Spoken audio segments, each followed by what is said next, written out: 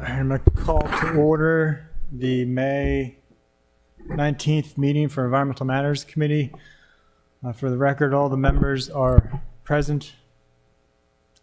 Can I get a motion to amend or adopt the agenda? I so moved. Second. Was that a movement? Okay. Yeah, and I second. I move to approve the agenda. Second. All right, all those in favor, please say aye. Aye. Aye. All those opposed? All right, agenda is adopted, approved. Next up, we have approval of the minutes from April 28th. I move approval of the minutes. I second approval of the minutes. All those in favor of approving the minutes, please say aye. Aye. Aye. All those opposed? All right. Minutes are approved. Next up, we have development update from Planning and Zoning, Dr. Nash. And is there a new Good list? afternoon. That was, the only one I see attached is April. Is that the latest? Yes. Okay. That is the most recent, 30th of April.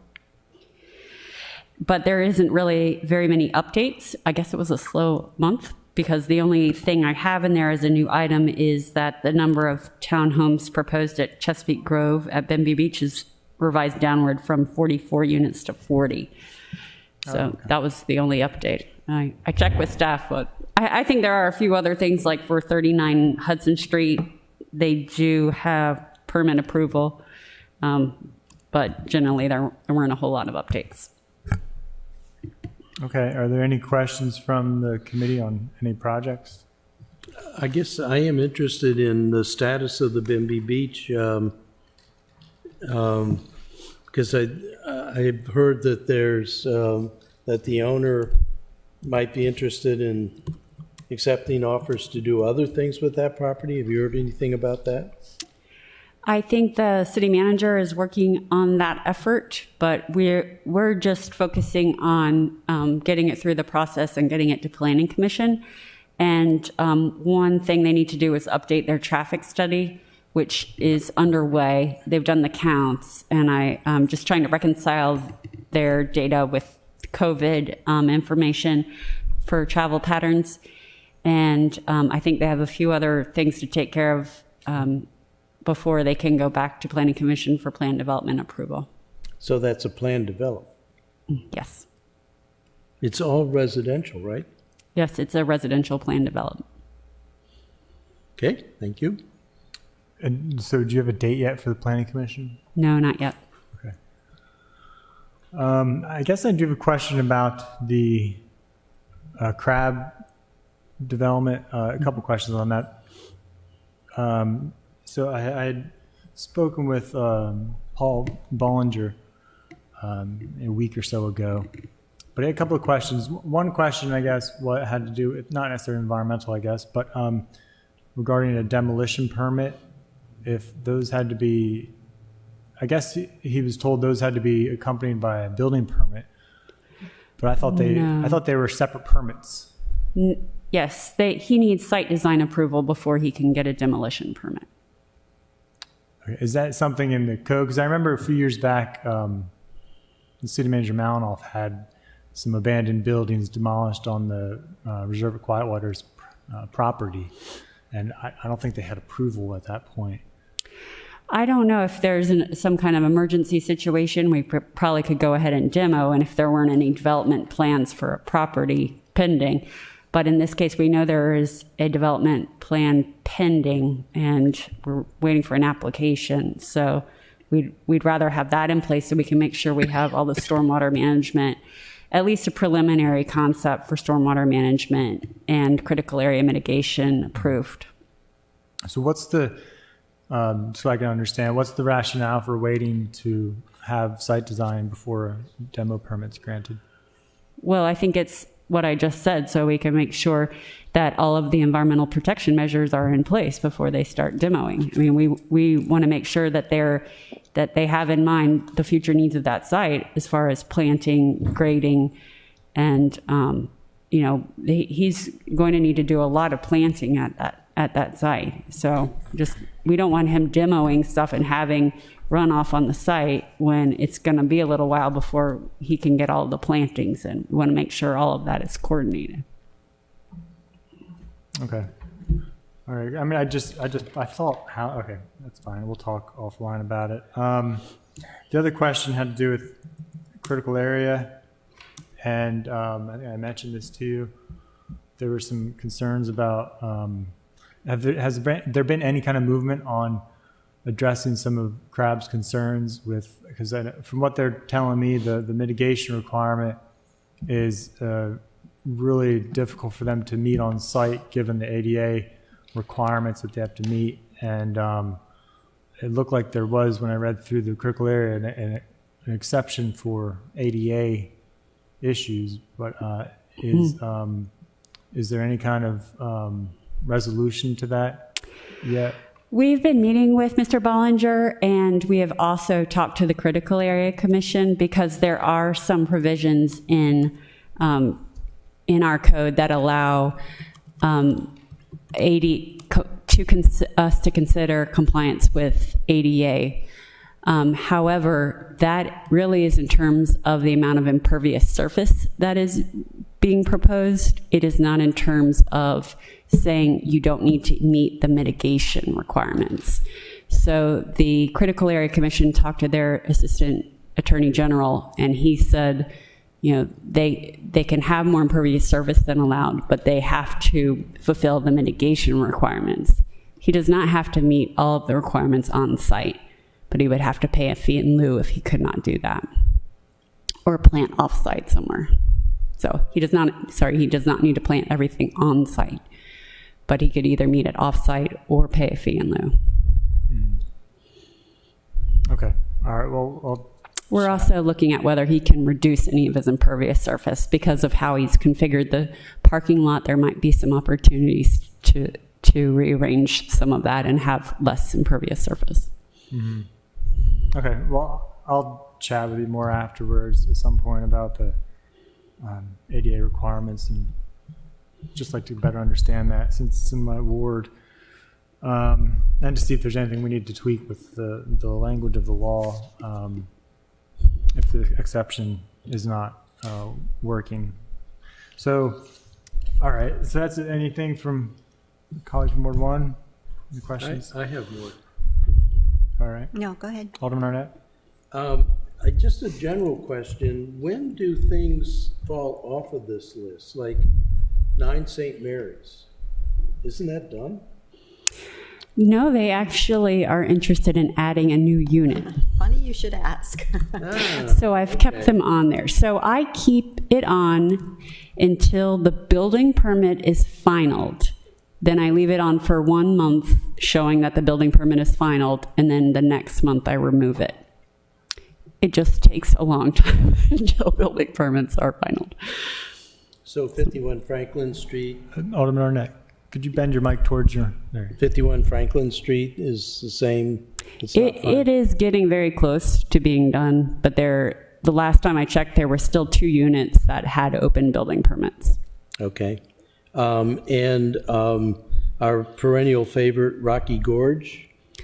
We are meeting, we have met with them. They have a new idea, a new client who's interested in a project there that does not seem to be 100% code compliant, but they are going to Planning Commission in June to feel them out for their idea.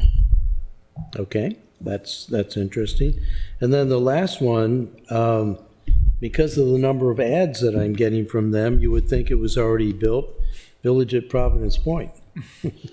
That is getting close to going to the Planning Commission for approval, but not there yet. Okay, thank you. Yeah, I had the same question. They're like 110 Compromise Street, but then it's still open, right? They're revising, they just got approval from HBC to slightly revise their floor plan. All right, any other questions from the committee? All right, I guess that's it for that. Thank you. Dr. Okay, Nash. thanks. Next on the agenda, we have a comprehensive plan update. Picking up where we left off last time, which was with the water resources Oh, section. it doesn't have a Jackie update. I just saw that. I didn't know if you wanted Assistant City Manager Gile to. Yes, we don't have that on the agenda for some reason, but We forgot. We forgot Jackie. yeah. Well, let's close out with plan and zoning because then Ms. Guild will be able to speak during the resiliency work, the legislation anyway. All right, as soon as I find my.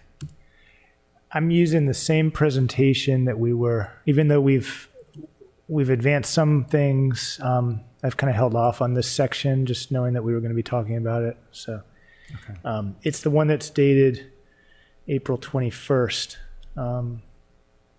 Environmental Matters presentation 4/21/21. And have we gotten to sensitive areas? I'm trying to remember where we left off. We left off with the water resources, I believe. Yeah, Any approximate page number for that? approximately 80. 80. 80 out of 67? Wait, the whole thing should be 91 slides. Water resources. It's All really right. towards the end.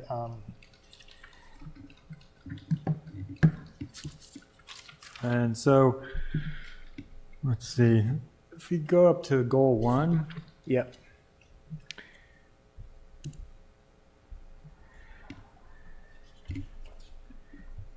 which is expanding access and awareness of natural stormwater management best practices. I think some of your comments from the previous meetings apply here in terms of the wordiness of the goals. I think that's something that we're working on. That you'll find more of that here, but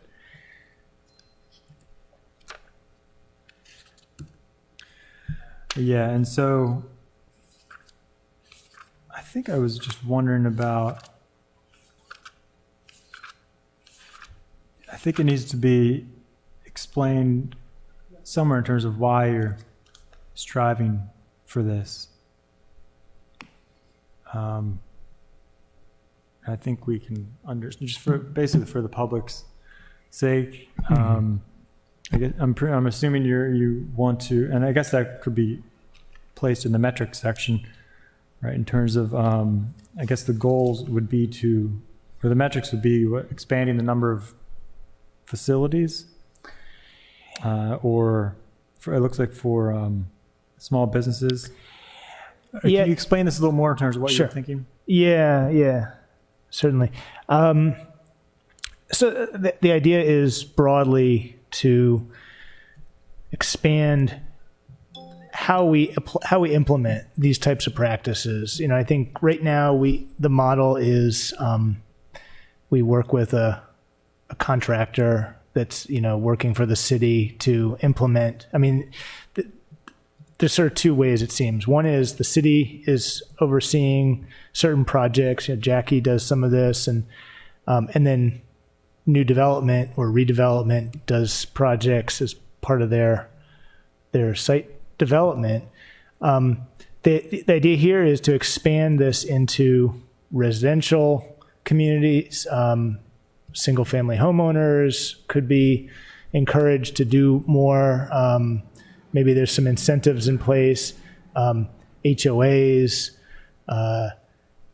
community members who have interest and knowledge. The water stewards is a good model. I think that actually comes up. I'm trying to think.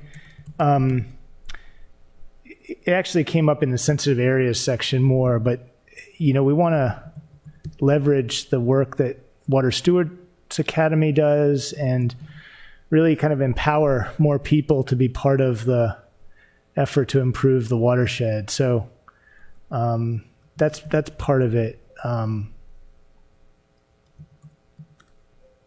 Bringing more people into the process, understanding how critical every project is to the process of improving our waterways. Rob? Yes. Oh. Alderwoman Tierney. Yeah, because of the budget right now and the increase in fees, I think it's really important that the public doesn't understand. They don't understand that, we have limited, real estate to apply these projects, and we have a state mandate, for lack of a better word. And I don't know how we put that in the plan, but we need to inform the public. I don't know how, not really engage, but they got to know, because it is an important issue that isn't all, on us, right? Yeah.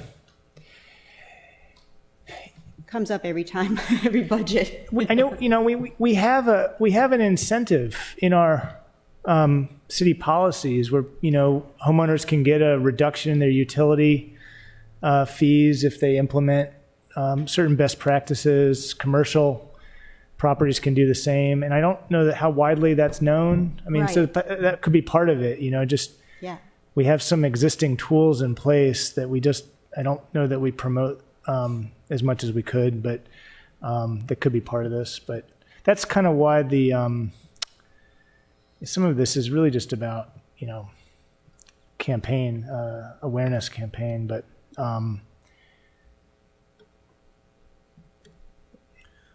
Yeah, and I'd suggest maybe tying it more closely with the MS4 program requires a certain amount of education and outreach. But, I think expanding on some of the performance metrics would help explain exactly what you're looking for. Just looking to see if there's an overall goal for this section for water resources. Because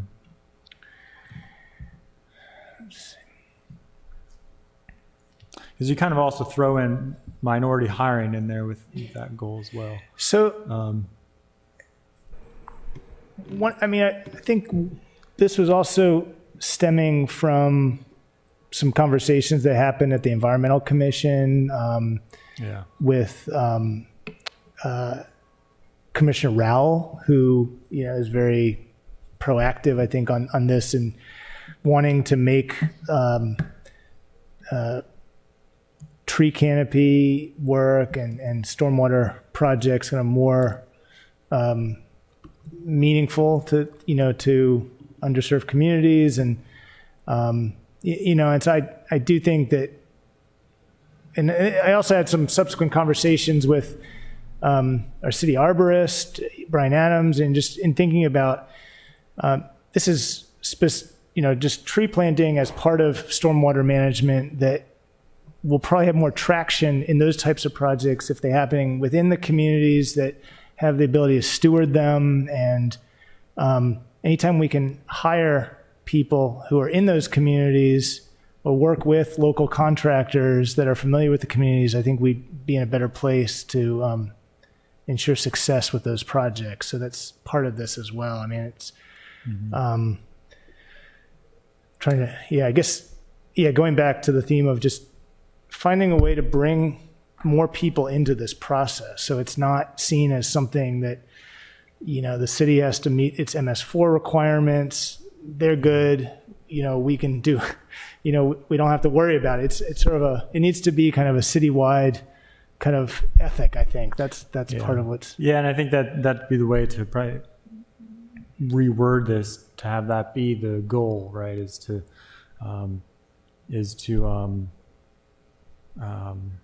I guess build that kind of community-wide ethic, increase the participation of community associations, or increase the. I can see how you're trying to tie in there the minority hiring. I think that might be something separate. Alderman Arnett? So I see clusters of words here, and I'm really trying to figure out how they pull together. So my first question is, what is natural stormwater management? I mean, do we have unnatural stormwater management? I mean, and if it's natural, does that mean it's occurring of its own? We don't need to do anything? It's just happening naturally? I should probably clarify that better here, but it's just implying that the alternative is just piping water. It's trying to distinguish between ways of managing stormwater through bioswales, rain gardens. Right, through environmental ESD practices, environmental site design, rather than building a stormwater pond, for example. So between green infrastructure and gray, basically between green infrastructure and gray infrastructure. So green would be like a bioswale, a rain garden, anything non-man-made, whereas gray infrastructure. Sorry. Cannot hear you. Oh, sorry. I thought this was on. The green light is on, but I am not in front of it. So the difference between gray and green infrastructure. So when Eric refers to natural, he means like a bioswale, a rain garden, anything that is more of a natural system, even though it is created by man. We do create them, as opposed to gray infrastructure like pipes, stormwater pipes, concrete culverts, things like that, that are generally not considered best management practices anymore. Those are things we're trying to take out and replace. Okay. That's important, but it doesn't convey to me. But then when you take other clusters of words, expand access to best practices.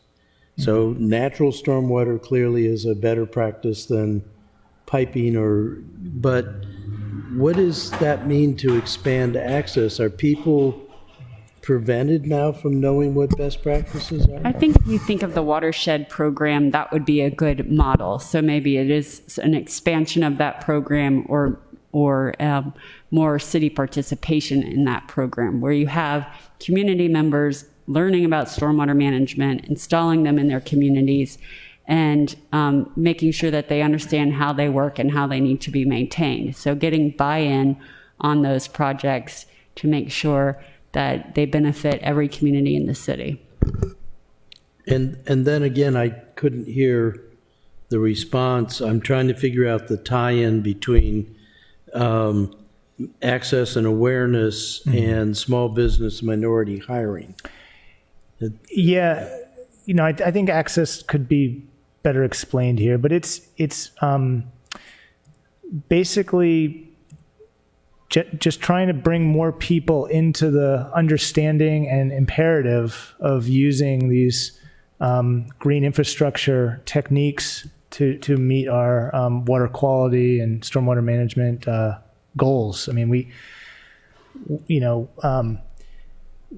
hear a lot of people grumbling, they can't, supposed to swim within 48 hours of a rainstorm because of the runoff. And there's, I don't think a sufficient understanding of why that is, or how people, the average resident could be part of the solution there. The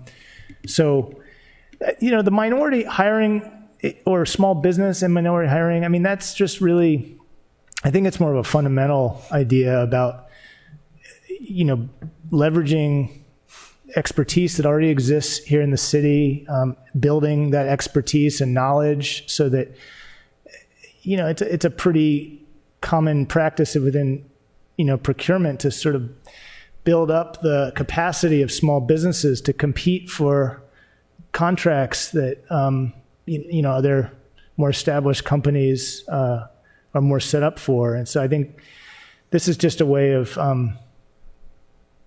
bringing more people into this process. That's really the intent here. Can we put examples? Pardon? Could we put an example, maybe? Like what would be St. Luke's or something? I think that's a good idea. I think we have, probably if you talk to Mr. Rowell about this, his company is sort of an example where he builds capacity in underserved neighborhoods, helps small businesses learn how to do stormwater management practices, so then people can hire them to do these things. I think that's sort of what's behind this goal, is encouraging those kinds of things where there's a benefit to the community in terms of providing jobs, and there's a benefit to the community in terms of providing more stormwater management. It's double benefit. So I think we do need to reword this a little bit to make that clear, but it's the twinning of the environmental and the economic goals. Yeah. Is that to create green jobs? Is that what we're talking about? But, Yeah, that- I mean, implicit here is either big businesses or other businesses either already have access and awareness, or we're not interested in them. Again, I'm looking at clumps of words and I'm trying to figure out the message that they're relaying, and it is hard. I can see touting green business, whether it's small, medium, or large, and whether it's minority or not minority. So it's all green business. We want to do it, but even then, green business, is that addressing stormwater? Or, I mean, green business could also be going electric, or things like that. So I don't know. It just feels like there's words here, but I'm having a hard time connecting them, and maybe that's just me. But and I can go through each one of these and sort of have the same sort of a comment. In goal 2, we're only interested in high volume stormwater runoff or all stormwater runoff. So, I mean, that's the problem I'm having understanding this set of goals. Well, Eric, could you go back to the previous, where you have the whole list of goals 1 through 5? Yeah, they're actually split to 2 slides, but yeah, here's 1 through 3. I do think this is probably the weakest section, but because I think the goals are just. Where are you? I can't find where you are. So on page, what's that page? Oh, you're in the goals still. 84 is the Just slide going number. through all, just because I think looking at these to compare them, the first one talks about expanding access and awareness of stormwater management. Second one's reducing high volume of stormwater runoff. Third one's utilizing equity-driven approach to improve water quality. The fourth one's ensuring that city's water supply is protected. Fifth one's managing the wastewater infrastructure. So really, I think 4 and 5, I get that they have to be in there because those are important issues. But in terms of, I don't know, I feel like there needs to be an overarching goal about, well, I guess these are supposed to be those overarching goals, but in terms of just restoring our waterways, and I think there are a number of things, because some of these have multiple, like for example, the goal regarding, let's see, number 2, which talks about, removing impervious surface, stormwater retrofits, adequate public facilities. Those I think should be split out really, because I think having goals such as, because I'm trying to think of what the sources are of the water pollution that we have in the city, right? One of them is impervious surface, and that really could have a whole group of a whole section about policy recommendations and things. And then you've got, for the other source of pollution, erosion, which is from construction sites, but also not just construction sites, also from streams, really. So I think there could be things in there regarding,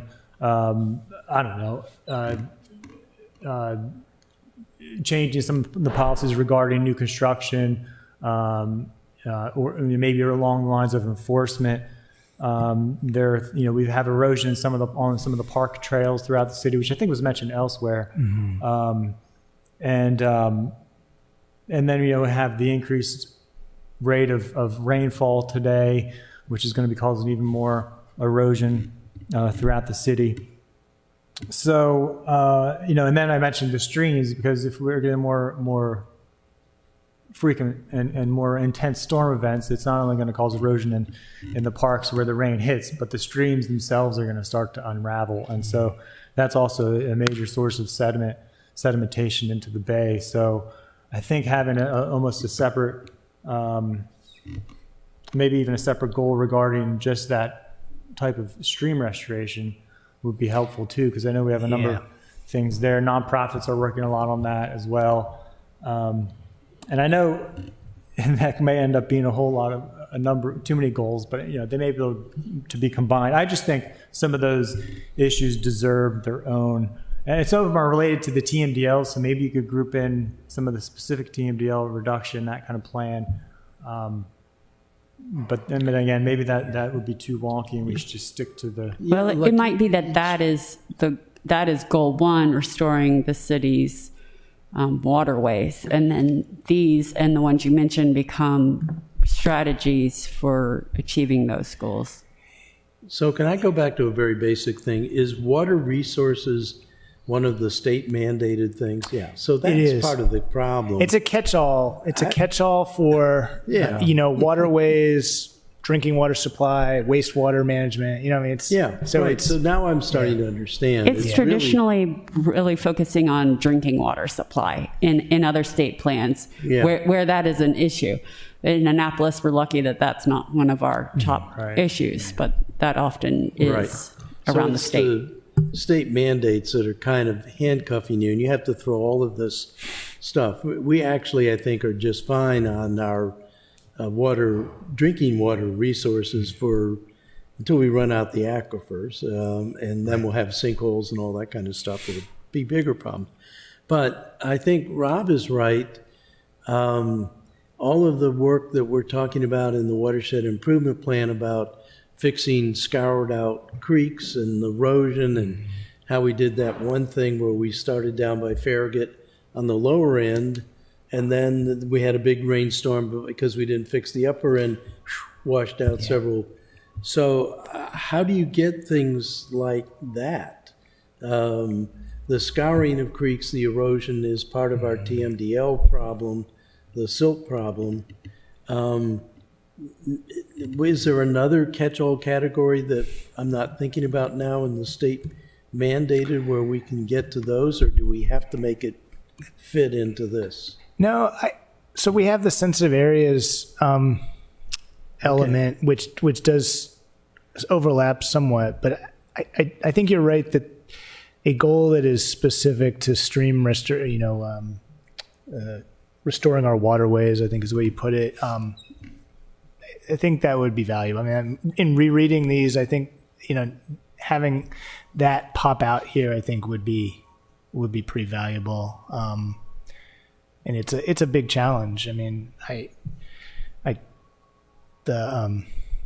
Miss Clements from the Spa Creek Conservancy, her letter to the editor or op-ed. I mean, I think I let her know I agreed with what she was saying.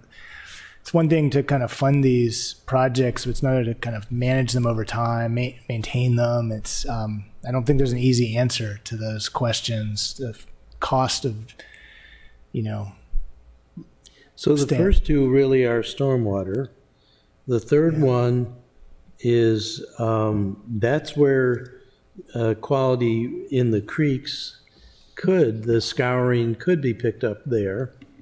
And then the last two, one of them is these are almost public work kinds of things. So it's our water purification. We just put in a brand new plant. We have Umpty Ump wells. We've had two of the wells that sort of partially collapsed that we had to fix them. And then the sewer, which we're relining the sewer pipes and we're working with the county there. Those are kind of like, we're doing that. Yeah, and we did the city did do a water system plan in 2019 that we've been reviewing, and there's a lot of valuable information in that, that's relevant to the comprehensive plan. So it's trying not to be redundant, basically use findings from that in this is one of our strategies. And we're starting, I guess, that was the beginning of starting to get on a 10-year schedule either 5 or 10 years. I can't recall. Of basically updating that plan. So it's pretty thorough. Yeah, because one of the things we did was that radio-controlled system for both water and sewer, where we really know what's going on virtually at every valve in the city. I know that was then and this is now, so we don't get to take credit for that, but still, that's huge in terms of controlling the clean water supply and the dirty water out supply management. Okay, well, I'm getting it. We have 9 prescribed boxes and a 10th one we added ourselves, and we got to figure out how we put things in those boxes. Yeah. So we'll do the best we can. Alderwoman Tierney? Yeah, I think based on the questions that we're asking, I think it would be helpful. I always use this liberal arts versus engineering analogy. You're writing in liberal arts, but you're talking about engineering functions almost like, I think, for example, you're conflating the goal with the, what's the word that you use, Sally? That word. Strategy. Yes, you're conflating the goals with the strategies. Yeah. By the language, but carrying on. So maybe just, goal period, and then I don't know if it's a dots or what, but, right? Right. And I think Alderman Savage did a good job pointing that out at our last meeting. So we're definitely going to scrub these and make them shorter and make sure we're not mixing the two up. I think that's a good point. Right. That would be better. Yeah. And then you realize how important the strategies are. Yeah. Yeah, I think that's well put, Ellie. I hadn't thought of it that way, but the goals versus the strategies is a nice way to recategorize things. Yeah. But we got to work with what the state makes us throw into the plan. So What's that expression? 10 pounds of potatoes in a. I Well, I really, like how- for me, I very much want this to be a document that is going to be used. It's not going to sit on the shelf. And that's why it's important to me to try to sort out what these words, clusters of words, and what their connections mean, because if they will convey something to the user, then we might get some outcome from that. And so that's why I'm maybe being a little persnickerty, but trying to figure out what we're saying here, what we're trying to encourage, and how it all happens. So like in the first one, I think we could say that we want to encourage any kind of green business, maybe with a special emphasis on the role of minority and small business kinds of things, because I think maybe green businesses would lend themselves to being smaller and being able to go around, as opposed to like Service Pro or some big national organization. So I now understand what the intent is there, but I'm still not sure we really we get that across. But Yeah. that's your job, not mine. Well, the green jobs point is a good one. I think it's definitely something that could help to clarify the intent here. Yeah, I mean, it's important aspiration, but it depends on, the big question is where it should best be located, because, that's all, maybe that should, I can't remember if we have like an economic section, but it might be best to throw it in there, because we could have increased green employment in terms of tree plantings, or also stormwater management, or even stream restoration, all kinds of things really, or even like enforcement or adopt a storm drain. Those are all related. But I wanted to also mention I think this came from some of the draft goals from the Environmental Commission's efforts, and they kind of have, I think, some good overarching goals for this section. Just as an example, they have just, by 2030, 4 creeks of Annapolis will be swimmable and fishable. And I don't know if we want to put that kind of a 2030 there without a clear plan about how to get there, but I think that basic goal of just increasing the improving the water quality to make our creeks more swimmable and fishable all times of the year. I don't know, something that's kind of a nice, simple goal in terms of, I think the public can really relate to, is just is making them more swimmable and fishable. But they also have, for example, they have a number of goals in here that are pretty good too, in terms of developing watershed plans for the individual creeks. I know we have one for Back Creek, and I think we've done it for another spa, maybe, I'm not entirely sure. But having specific watershed plans could have their use as well in terms of identifying projects, identifying issues that need to be resolved by either infrastructure maintenance or restoration projects or other kind of erosion mitigation. So again, I'm not entirely sure at the moment where exactly that would best reside. But they also have a general goal for expanding community access to the waterways.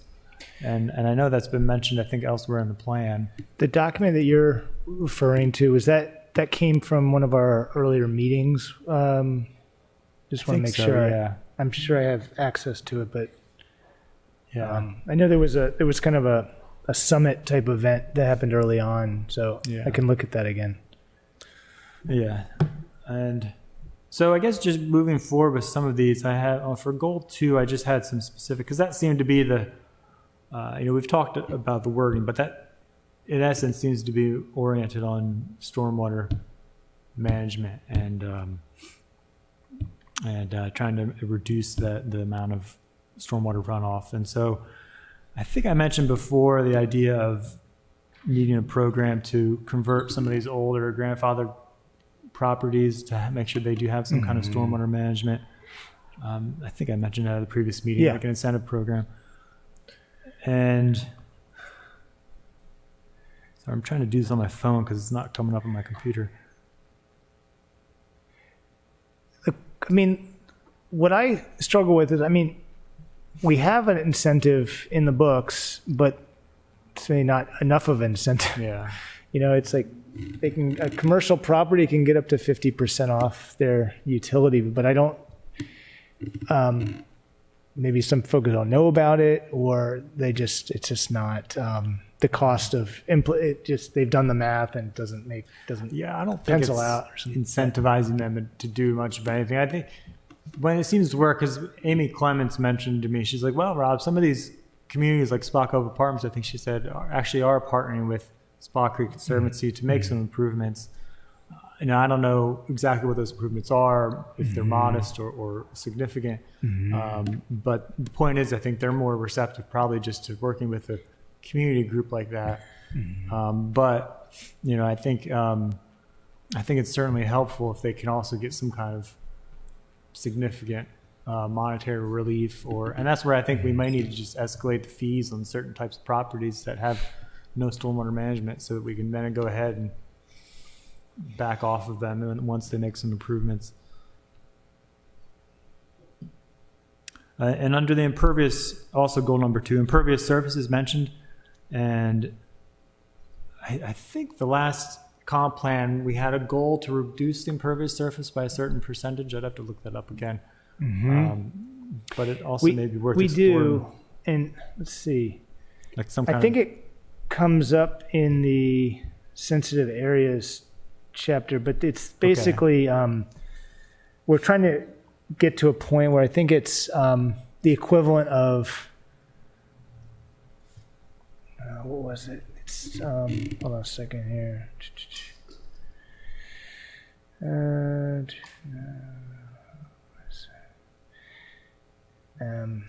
Shoot. I think I've changed it in another document, but anyhow, I thought I carried it forward, but it's I think it's a ambitious enough goal. The one that we had in 2009 was, I want to say it was like the equivalent of getting to 30% impervious in the city or something like that. And so but I have to double check the exact number. Yeah, I mean, I think we need to have some kind of goal to reduce it, or even have a cap on impervious surface, because when you look at the stormwater management, again, the source of the pollution is coming from these paved surfaces, in addition to the eroding areas, but those we could stabilize, but the large portion from the impervious surface has to either be addressed by putting in stormwater management or just removing the surfaces and incorporating stormwater management within them, making impervious surfaces. But oftentimes, we see the streams end up being used as they get built and retrofitted to become the stormwater management to filter out the water when that really needs to happen upstream. And so I think it's still, and that I think having such a goal like that would help hopefully motivate the nonprofits as well to keep pushing for those kind of goals if we really do want to make this a partnership. So can I jump in on this, though, because I'm thinking about tomorrow's Planning Commission meeting and accessory dwelling units. If the accessory dwelling unit is over top of existing footprint or below, say in the basement of existing footprint, we're not adding to impervious surface. But if we're putting it in the backyard, we are now adding to impervious surface. So we're going to have a problem squaring the goal to reduce impervious surface at the same time we're putting in legislation to increase detached accessory dwelling units, which will perforce, even if it could be done within code, so they're still under their 50% requirement, we are increasing impervious surface. So it's hard to figure out how we untangle those things. Yeah, I mean, it's hard to generalize, though. I mean, I think we're gonna have instances where properties, you already have impervious, or the ADU is on top of an area that's already impervious. I mean, I think in the big picture, that's not gonna. I think there are more important ways of reducing our impervious, but than limiting that. But yeah, on my property, and I've already explored this a long time ago, I could put a room over my garage, and that wouldn't increase the footprint. I could conceivably create a unit in the basement of my house, and that wouldn't change the footprint. But as soon as I don't know if you saw that thing in the Capitol 2 weeks ago about the photocopied accessory dwelling units, the things they do through the three-dimensional copying, which, by the way, $115,000 for a 350 square foot accessory dwelling unit. I don't know how many of those we're going to get. And then they said most people combine it with 2 to get up to 700 feet. And then they said that doesn't include the site prep, which is running water, sewer, at least electric, if not gas, out to that site. But still, that dropping one of those into your backyard is going to increase the impervious surface. Even if you remember the first time we did the legislation, it was you had to have 1,800 square feet of additional space available, which I'm longing for that legislation all of a sudden. But in this legislation, if you have the impervious surface, impervious, and can drop it in there, but you are definitely reducing the natural stormwater runoff, the places to soak it up in your backyard. So I don't know how we address all of these conflicting goals. And going back to your first slide, that is one of the things, if I can get back there. Come on, let me back. Third slide, the Venn diagram, Ellie's Venn diagram. Oh, yeah. One of the things there, I can get back to it, housing is in the middle circle, and community development, and those things are in the outer circle. And the core, of course, is land use. So, how are we going to make all these things fit into a comprehensive plan, which presumably is our guidebook for how we move forward with any future development or redevelopment in the city of Annapolis? That really wasn't a rhetorical question, but I'll accept it. I think that's one of the key questions. No, I mean, I think one of the big takeaways from the earlier conversations was this need for just a super clear approach to sort of how to prioritize places for development. We're talking about growth as something that should happen in where we already have infrastructure, sites that are already developed, that should be redeveloped to be higher performing. I think we need to spell that out more clearly so that that's just kind of our ethos, Yeah. Yeah, and to the ADU question, I had an amendment on the last version, which I plan to introduce on this one, because we essentially have an impervious cap on the critical area, within the critical area, Right. the lot coverage. And so that was, I think, the concept we were trying to pull over. I think Dr. Nash helped me draft that. I think that's what we were trying to do with the amendment last time. And maybe that's something we need to take even further on some of these other, maybe in certain areas of the city or the entire city is have a kind of lot coverage idea where you can't be adding it impervious surface. You can add impervious surface to a certain point, but then you've got to start to actually reduce it on your property. And there are plenty of techniques, and that was one of the metrics actions I wanted to throw out there is adding green roofs. They have a lot of modular green roof systems where you can add them to existing roofs based on the amount of estimated load and also depending on the slope. But in some cases, especially the commercial and dare I say historic district, it might make sense, maybe not to the HPC, but environmentally to, I think it'd be feasible to put on some of the buildings, depending on the age of the roof and that kind of thing. But in any case, just because I know some cities do have fairly aggressive green roof goals. I think DC, I can't remember if it was DC or Baltimore, but I know one of them had some lofty goals. But we don't really have too many in the city. We have some on the rec center, on the Severn Bank building. That's all I can think of off the top of my head. But I believe the And it public does works seem like facility will those have one. Commercial buildings are better suited for a green roof. Yeah. And when you think about it, it's the single-family dwelling zones that probably have the most pervious surface in the city right now. So having legislation that would tend to cover that up takes us in the wrong direction in terms of stormwater management. And I'm not saying that's not the right direction to go. I do have some qualms about whether that's an affordable housing tactic or not, but in terms of accessory dwelling units, I enclosed a screened-in porch for my son's room when he didn't remember to register for his dorm room at Maryland, and he came back to live with us. And we were able to move a bathroom entrance to that enclosed space. I made an accessory dwelling unit. I didn't increase the footprint, but I did, in effect. Now, I didn't charge him rent, so I didn't have to be inspected and licensed, but maybe I should have charged him rent. But anyway, so there's lots of needs, lots of purposes for accessory dwelling units that are not affordable housing.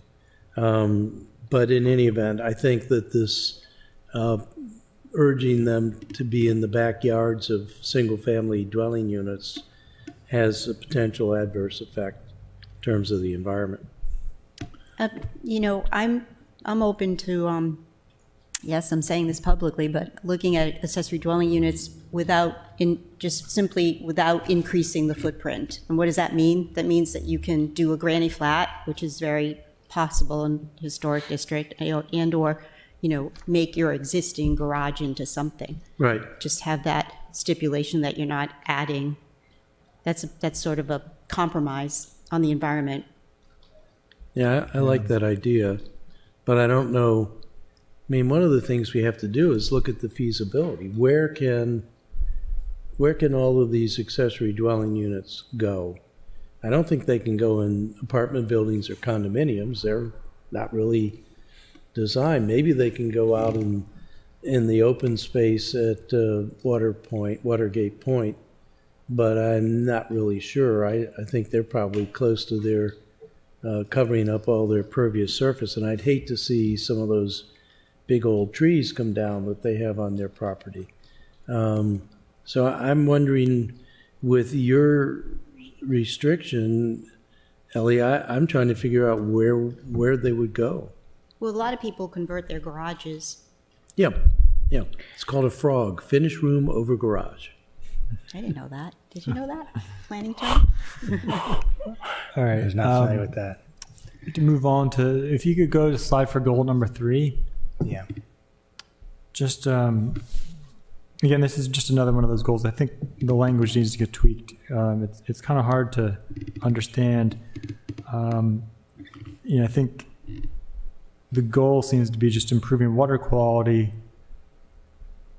But, and anyway, in any case, I think this is more just an action in terms of having an equity-driven approach. And that, I think that has to be defined too. I think I like the idea of prioritizing investments based on the community need and environmental justice. And I'm not, now that you mentioned it, I'm not sure environmental justice was really mentioned too much in this plan. So it's good to, I think it's good to have in here somewhere. But it's just, I just think you have a lot of concepts in this one particular piece. Yeah, I think this is one that's, it probably could be, it probably could be included with one of the other goals. I don't know that it stands out on its own, but and it's challenging because, in some ways we're not that big of a place where, I think water is something that we're all kind of connected to, and, to kind of focus, I think to focus on specific outfalls or just the space between a community, an underserved community, and one that isn't, is not that far, and so I think in terms of implementation, this one might be a challenging one to sort of, it's, I'm kind of rethinking it as we're talking, but and I think not to say that environmental justice isn't a valid thing here, but I want to keep including that, but I just think, particularly in terms of our MS4 requirements, and we're looking at projects that are there's a whole framework for sort of the types of projects that we should be. Well, there is, and there are all kinds of metrics you want to look at when determining where to do. Because, for example, with the stormwater BMPs, it's not necessarily based on. Honestly, I don't think that should be determined by the ethnic or demographics of the community, right? Because I think that has to be driven by how do we get the most bang for the buck, because we have to meet these CMDL, right, the targets, and so to improve our water quality. And so that has to be done by just on where we get the best bang for the buck. What's the most efficient thing for us to do? But I do think it's worth having some kind of a separate, I'm trying to think how best to word it, but a separate environmental justice goal. Because one of the things that came to mind was besides water access, which we talked about a lot, that has a huge environmental justice component, but have some of these improvements be based on use. For example, Hispanic community, also the African American community, I think, but especially now, I think, Hispanic community, you see them really using the water for kind of subsistence, right? In terms that they're doing quite a bit of fishing. And I've seen a number of people doing that at the street end parks and Truxton Park. And so I think that could be an environmental justice part of it in terms of making sure some of the creeks are restored in areas where people are doing a lot of fishing, where the communities would have that need. But again, the tricky part comes to, maybe I guess I need to give more thought about how that could be worded, but.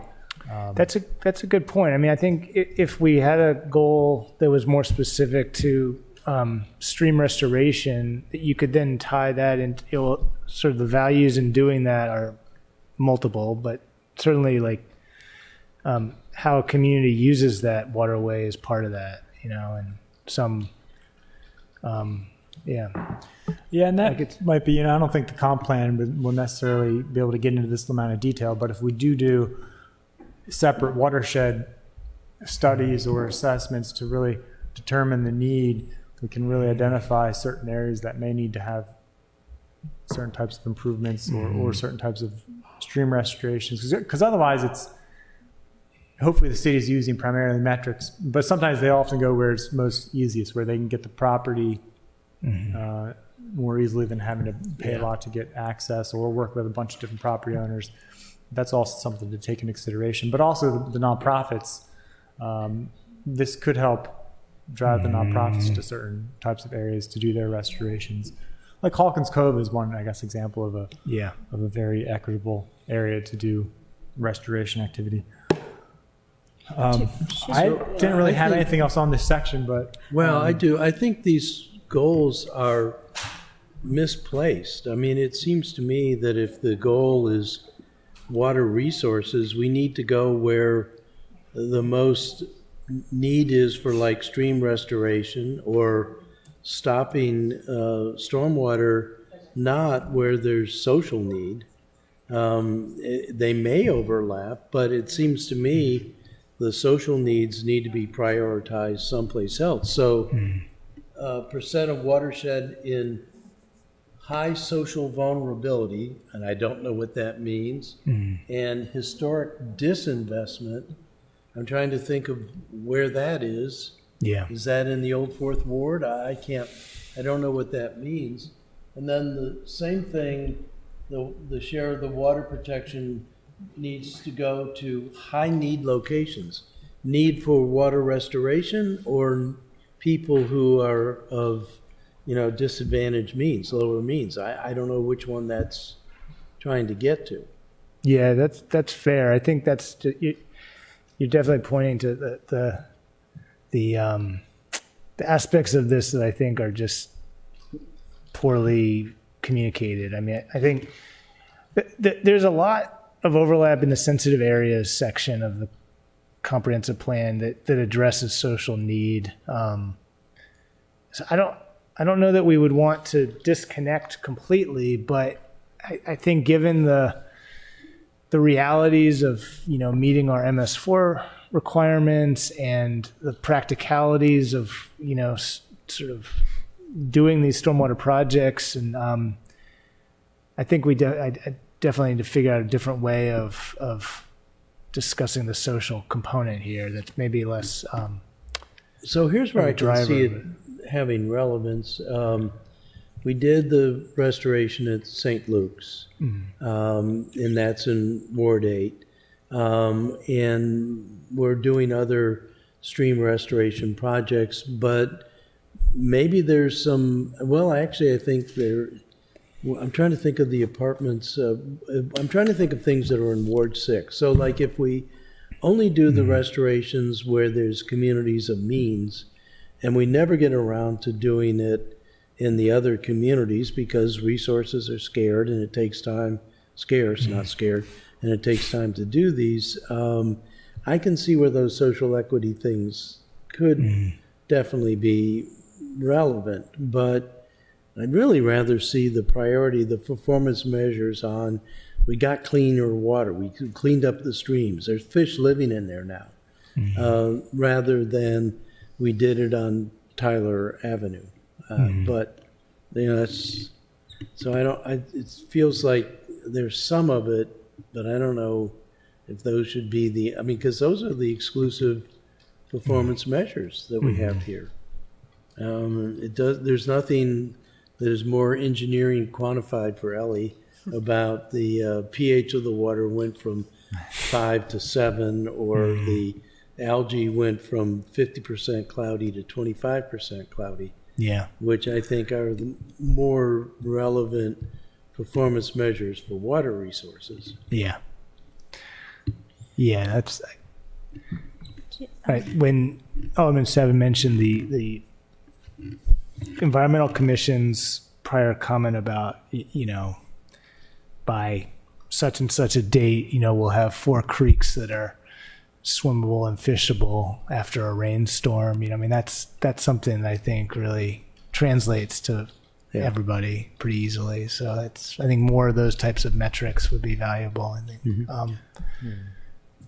There's the Alderwoman attorney. I didn't see, maybe I missed it, but if you had mentioned the Spa Creek Conservancy, and based on, I think Amy Clemens, well, Amy Clemens wrote a column a week or so ago where she, addressed some concerns about our efforts, I guess is the word. So they are, they are a big part of this, and I don't know if it warrants saying that or addressing it or listing them as someone in partnership. Yeah. I've been thinking about that, and actually, because I've been thinking about how to leverage private organizations more in this. That they're volunteer organizations for the most part, so their capacity is limited. But if you look at a model in Baltimore, for example, where you had a different organization for every watershed. You had a Jones Falls group, you had a Gwynns Falls group, you had a Herring Run group, and they all combined at some point to create this larger organization. I think it's called Blue Water Baltimore. I did think about, well, what would that be for Annapolis if there was an organization that kind of represented all of our creeks and maybe had groups within it that kind of made up of... Don't we have that with the creek cabinet? Well, it's more of a city, that's kind of like a city commission type board. I'm thinking about a nonprofit organization that could really do a lot of fundraising and help to bring private dollars to the challenge of it's just something that's staffed, that doesn't have to, that's just not relying exclusively on volunteer participants. But it's like, I don't say that at the expense of sacrificing these organizations that currently exist. I mean, the people that contribute to Spa Creek Conservancy or the Back Creek Conservancy or Severn River Association or these other, they would still have to be involved. There's a lot of passion and knowledge there, but they could be part of something like that. I think they would have to be government supported because there was Severn River Association. I think the city waters fall under their jurisdiction. I guess to put it one way, under their responsibility, and they kind of took over the Back Creek Conservancy within that organization. But so I think it would need a discussion with the Severn River Association, maybe to create some kind of subset, or I don't know. Ms. Kyle, do you have some? Yes, I have a lot of history with that whole concept you're discussing. When I was the executive director of the Chesapeake Legal Alliance, I actually helped with the merger of the organizations that became the Blue Water Baltimore, which was all the Baltimore groups. Now, there's some thinking in some of those groups that was a good idea, and some others that feel like when they lost their autonomy, they lost a lot of power and agility and to be as effective as they would like to be. In fact, one of my board members was the former Baltimore Harbor waterkeeper who is now one of the EDs at CLA. She has strong opinions on the subject. And she was one of the large organizations that merged, and she had been a proponent of it. So, I think there's good and there's bad on both sides. Now, I was involved with some private investors and some others who were thinking about leading an effort to consolidate all of the groups that we have currently. And I had actually grant funding to lead some discussions on that topic. There's some definite interest, and there's those who, again, feel like they would lose their autonomy. Some groups have a long history, like Seven River Association, as you mentioned, is the oldest river nonprofit organization in the U.S. I know they have made overtures to the Seven River Keeper program to combine as well. Some holdouts, some old resentments on both sides there. So I think it's a possibility. I think there can be some real effectiveness, as Eric mentions, in doing so. I think there's some private money that's being talked about to create that, to enable them to be more effective and maybe move faster and I think something it might do to behoove them would that they would be eligible for more grant opportunities by being one voice and acting as one together. But there's still, that feeling that we will lose our power. What focus will be on the South River or the Severn River, the bigger rivers, and the creeks will be forgotten, which isn't the case. And the Severn River Keeper deals with the creeks that are off of the Severn. A lot of their work is done in the creeks, but there's something to be said for what Eric is suggesting, and there's movement already in that direction. I know that continues to be a thought by some private investors. Yeah, and I think it kind of depends on what the goals are, because you have Spa Creek Conservancy, which I think wanted and wants to stay independent, because they do have all different approaches. Some of the watershed groups are more advocacy based, and they will be advocating to government for certain things. Some of them are more education oriented with the public. Some of them are more just restoration projects. They just secure that funding and that's all they do. Some of them do a combination of all three. But it really, because, for example, you have the Rundle Rivers Federation, but now you have somebody's trying to form a Crab Creek Conservancy coming out of the Crystal Spring project. And so that obviously I think would be much more advocacy based, but it just kind of shows you different approaches. So I'm not sure it would, now I think about it more, it might not be worth the effort unless there was a specific goal in terms of having some kind of coalition to come together to pursue restoration funding, right? But I think having those individual voices when it comes to advocacy is also very, but then you could also have a partnership for monitoring, which I think we do need to do, because a lot of these groups are already doing monitoring. But they definitely don't want to be in any way, I don't think they want to be funded by government in any way, because they would not want to be funded by government in any way, because they want to still be able to advocate and sometimes take positions against certain governments to sue in their own names as well. Right. Yeah. Yeah, that's a good point. Absolutely. All right. So I'm going to just throw out again, something that was sent to me was the City of Frederick comp plan. And they have like 7 goals in there, the water resources chapter. And just to give you a flavor of what they have, they protect the water supply from pollution and encroachment of developments, provide an adequate and safe drinking water supply, provide an adequate capacity of wastewater treatment, restore and protect water quality by striving to meet or exceed regulatory requirements for water quality.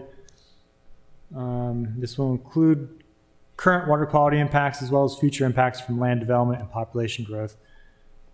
Develop adequate stormwater management, protect the habitat value of the local and regional rivers and streams, and efficiently use public dollars for infrastructure that ensures sustainable, safe, and adequate supply of water. So they have a lot on water supply.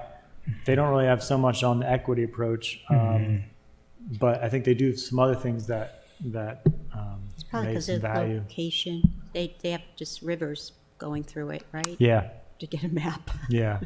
So a totally different environment. But anyway, just throwing that out there. So I guess that's about all. Any other comments on the comp plan from the committee or from staff? Yeah. General question, going back to the very beginning where the Annapolis Ahead items are listed, and there's demographic, municipal growth, land use, housing. I'm trying to figure out, I think you've gotten good response from the Transportation Committee, and I hope you feel you got good response from this committee, but are you going to be going to rules in city government? And which one of these categories do you see as being relevant to that? And are you coming to the Finance Committee? And which one of these? I'm trying to figure out, because I like this idea of you coming to the committees. I think that's a great idea, but I'm trying to figure out the other two committees I'm on, whether we'll see you or not. Takia is nodding her head. So we've asked to be put on every agenda. Okay. From here on out. So no, just kidding. We've been asked to put on every committee agenda. So as far as what rules we'll exactly talk about, those are good questions. Probably more of the zoning issues and probably some of the background land use questions.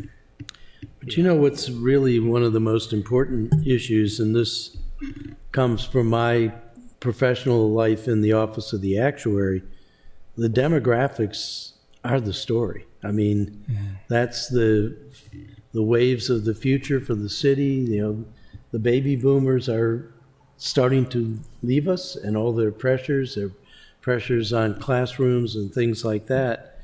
I think that would be a fun thing to be on a committee that's discussing these demographic things. But I don't know whether you think that's rules or finance, but it is really important stuff. Socioeconomic status, huge. Household composition and disability, minority status and language, and housing type and transportation. Now, transportation committee, but housing type. I mean, what is one of the most topical things we've got going before the council right now? I suppose that goes to Housing and Human Welfare Department. I'd kind of like to have a more balanced view, but When you met with Transportation Board, I know I was there, but did you discuss the electric vehicle effort and what the county has done, and possibly then merging with the county on that?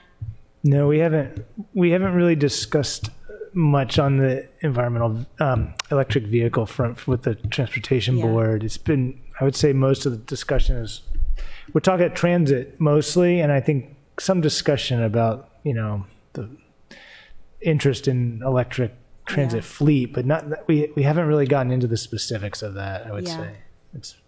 They had a presenter the other night and how advanced some of the counties have gotten, because they have, I don't understand much of it, but the real estate to put in these grids and support these fleets of vehicles. Ford. Oh yeah, Joe Biden in the truck. Rachel Maddow was just going crazy last night over that, and they had the engineer, but that could be the turning point for electric vehicles. Boy, they must have checked that car out before he got into it. The F-10 pickup. F-150s, right?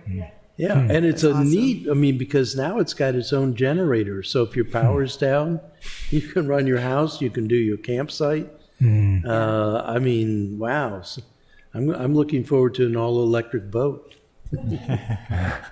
But seriously, I know that Alderwoman Finlayson is proposing this review of county versus city, and I think one of the more viable ones is to look at the county and the city merging on bus system. Yes. We got to address it, and I'm thinking, yikes. We might want to address it in the comp plan somehow, some kind of regional bus system, and then at least put the opportunity in there, the window in there to review regional systems. Yeah. Well, the county executive just mentioned it in a recent press release. But there's a lot of conversation. We need to get to some legislation. Yeah, I know, because Takia's pointing to her watch. But Eric and It wasn't for us. That wasn't for you. I hope you have sensed the enthusiasm that we have to this topic, and I think a commitment to try to work to make it be a good thing. So, Yeah, this was good, be exciting. good feedback. Yeah. Yeah, please see us as a resource. Love to have you come back when you have the next draft to go through some of the other, because I think especially that section didn't really have too many of the strategies outlined yet. So yeah, we'd love to work with you more on that. Well, we're going to be working pretty frenetically over the next 2 weeks to try to actually have something that we could share with the broader public, and get some feedback about how we're doing, whether we're heading the right direction. And so I think if we were to come back to you guys sometime in June would be, valuable once we have a sharper set of these. I think there's going to be a lot of updates that you'll notice. So, Excellent. Well, thank you, Mr. Lashinsky. Thank you, Dr. Nash. Yeah, Thank you very much for having us. We really appreciate all the time you guys gave to us. thank you for having me be a part of the comp plan. Yeah. So honored. All right. So next up on the agenda is let's see, O1421, Resilience Authority of Annapolis and Anne Arundel County. And thank you, Ms. Guile, for joining us on this. So this God. legislation, I don't think we're going to be able to finish today, but I think it'd be good to get this conversation started. And I also would like to wait for the Finance Advisory Committee because I think Alderman Annette, you said they're working on recommendations. I'd like to kind of hear those, but I do have some things, my own questions and thoughts to get the ball rolling. But I want to turn it first to Ms. Guile. Do you have any opening remarks you want to make about this legislation?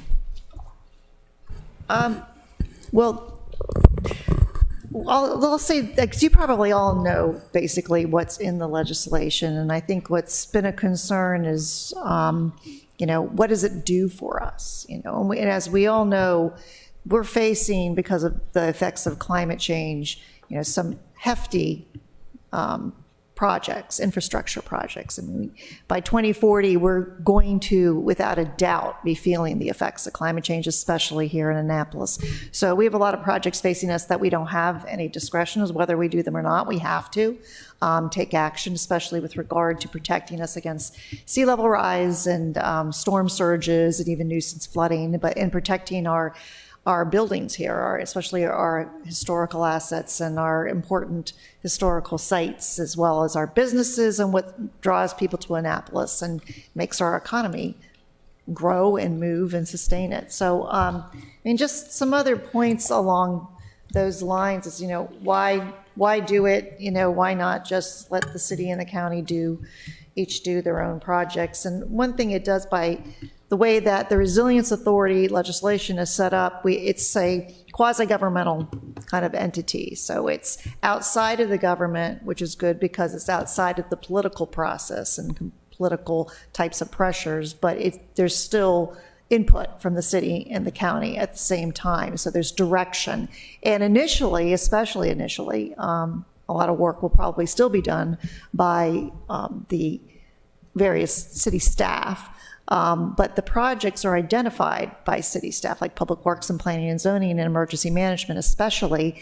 They're the closest to the issues, and then they have the background with them, and that sort of drives the process. They make the recommendations to the Resilience Authority that, with the right staff, the Resilience Authority will be well positioned to understand what those projects are if they have the right background in planning and engineering and that sort of thing, and resilience background. Then they will be well positioned to be effective in those jobs. And the city, especially the city staff and the county staff, they're already pretty much overwhelmed with projects and work they need to do. So this takes a burden off of their plate where they're still involved and they still can be part of the process. It frees them up to do other projects, and the Resilience Authority has their set of projects, and again, one of the benefits, many of the challenges we face from climate change don't respect our boundaries, obviously. We share a boundary with the federal government, with the Naval Academy, but also with the county. So climate change impacts cross these boundaries. So by having an authority and a funded authority that can deal with projects that are cross-boundary, kind of trans-boundary projects, you know that they're going to be addressed, especially the sea level rise types of issues. I mean, it's not just a city problem or a county problem. It's really both of their problems. So that's one of the other benefits. And then also grant eligibility is another one. Some grants are not available to government entities, and they may be more available to a quasi-governmental type of entity, matching funds as well. It might be something, if the city's doing something, they can match it, or the county's doing something, they can match it. So there could be some grant making and abilities there. Not grant making, I'm sorry, being able to receive grants. There may be some better ability there with the Resilience Authority. And let's see, what else I got? Also, with the, again, the right people on the Resilience Authority, they have the background and the expertise in resilience projects and financing resilience projects. So, which is, again, lies outside of city staff, maybe abilities in some respects and capacity, most importantly. So there's a lot, that flexibility and that nimbleness of the Resilience Authority. That's their main focus. That's all they're going to do and focus on. So that's what they can have that effectiveness and expediency to what they do. Also, well, I'm not a financial person. It's our finance department, but any debt service that is acquired by a separate entity like this, depending on how it's set up, would not accrue to our debt ceiling. So any policies we have that say you can only take on so much debt, the projects would not be, we wouldn't be limited in the number of projects the city or the county takes on because our debt ceiling policy may not be affected. We wouldn't have that apply in this case. I think that's a pretty important point. So they could have more projects going on and take on more debt than maybe the city or the county could do. Can I stop you there, though? Because Sure. I think that's an illusion. And I think one of the points the fact made is ultimately the city and the county are culpable for the debt. We can't escape I it. understand the Financial So- Advisory Commission brought that up as that same point as well. Yeah. So that's something that may need to be worked out in the legislation. Yeah. Right. Thank you. That's an excellent point. Yeah. Well, I think those are the main points I was going to make on that. And happy to take any questions you have. Yeah, so before I turn to my colleagues, I know we all have a lot of questions. And first of all, I saw there are a number of 3 amendments, relatively minor amendments recommended in the staff report. And one was just adding a deputy city manager as a non-voting advisor, along with some of the other positions currently in there. Another was recommending changing a word from have to hire. And the third one was defining drought. And I think those, I have no problems with those. And I think I'll certainly be looking to introduce those amendments. I'll have to request them from the law office. I had another kind of minor amendment, which just kind of changes the definition of climate change provided by the state is not good at all. It doesn't actually define what climate change is. It just defines the impacts. And so my amendment would just takes the definition of climate change from the IPCC and then changes the existing definition for climate change to make it into climate change impacts. And that definition they have in there would stay. So really kind of minor, but my 2 bigger concerns, I guess, have to do with whether or not this should be a joint effort with the county in terms of should we just do it on our own? Because I think one of my concerns is that the county in some ways has different concerns, right? They don't necessarily have a large urban area that is going to be at risk. They have a lot of scattered communities, South County, which has communities that are going to essentially flood out. But in some cases, I think the response may be different. I think they're going to have a lot more roadways they're going to have to find projects to improve or reroute. So infrastructure like that But I think with the city, it's a little bit different. And so I'm just a little worried, as related to that is the potential loss of autonomy. We only have three or four voting members on this commission. Three. And Three. if we have a good relationship with the current county executive, but we've seen how it is in the past with other county executives. And, I think it gives a lot of power. It gives the power solely to the county executive to appoint the president. And I'm not quite clear what the difference is between the president and the chair. The chair has to be mutually agreed upon, except during the first, I think, appointment of the chair, but mutually agreed upon by the county and the city. But I'm not quite sure what that distinction is. But yeah, those are kind of my two main concerns. So I guess that'd be my first question is like, do you think there's value in should we just do this kind of thing on our own?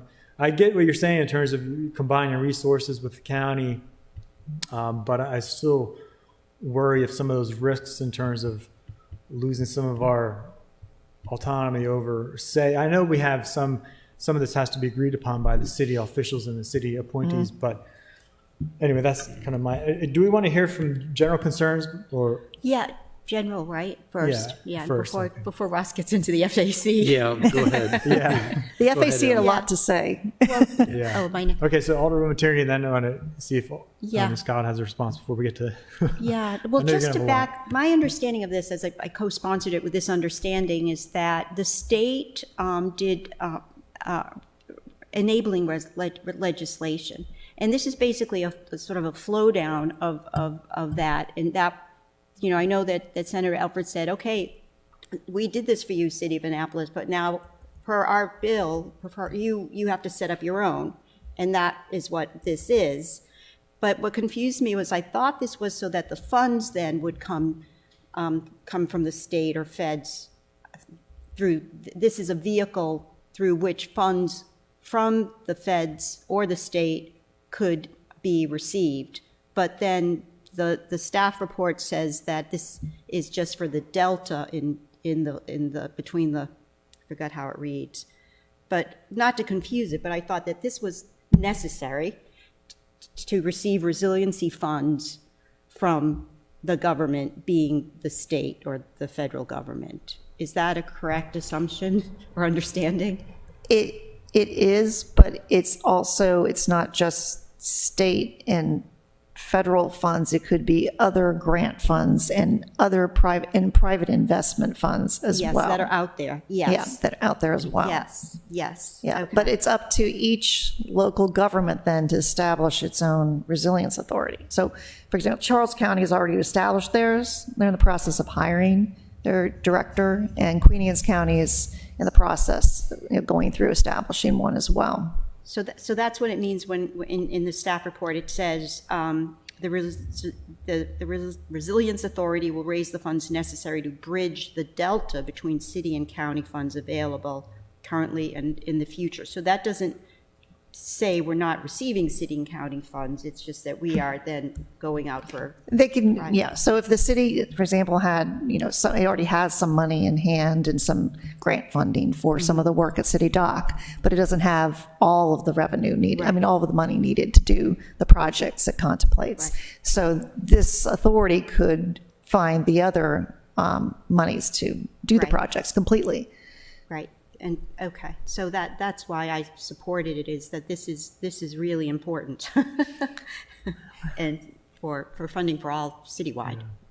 Yeah, Right. Yeah, absolutely is. And the question is just and it doesn't go whether, to. if we should just do it ourselves. Is there a drawback to that? I know we would have to probably put more money up front, Right. but it So that seems would be like the question, whether we have the money to do it ourselves and to fund a resilience authority to pay those salaries, and to, whether we could, and it's not just the director and then there's a chief financial officer, but there are other, the way the legislation reads now, that the members of the resilience authority can be paid up to $5,000 apiece. And then if they hire other staff, whether we would have the funds to do that as well. So, the thinking behind it is that if it's city and county and you're covering a much larger area, that you may generate more interest by investors to invest in something like this. And some investors may be more interested in some projects than others, but be willing to put their money in a pool that will address some of their projects, but they know will also address other projects. And in some cases, it depends on how the authority administers the funds, whether they're just going to put it, I don't know how they're going to do this yet. This is all evolving, but whether they advertise, the investment for a particular project or not, or whether it's a pool for a pool of projects. It can attract more investors is the thinking. Yeah, but I think it gets tricky because, in terms of the accountability, they're not held accountable at all in terms of, if we do finally, which was recommended by University of Maryland, put together the resilience plan where we have outlined projects that we need to get done. There's nothing that's beholden to them. Like we're supposed to. Another recommendation was we put that in the CIP, the resilience projects, and prioritize them and plan them out.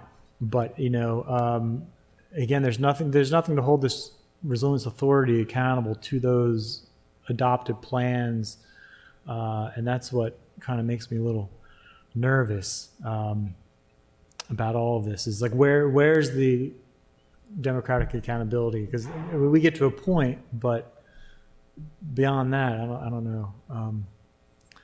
Do you have any thoughts on that before I go On the accountability part of it, I have to refresh myself about the exact language of it. I think you are correct, though. I know they have to issue a report every year, identifying the projects that they've done, and at that time, they can request additional funding from the city and the county if necessary, which the city and county can decide they wish to fund or not. It's a good question. Okay. Alderman Arnett? So thank you. And do you have a time constraint? Because I have 5 pages. Are you going to go through all of the Financial Advisory Commission's questions? Okay. No, I don't. So I went into the meeting with a great deal of enthusiasm.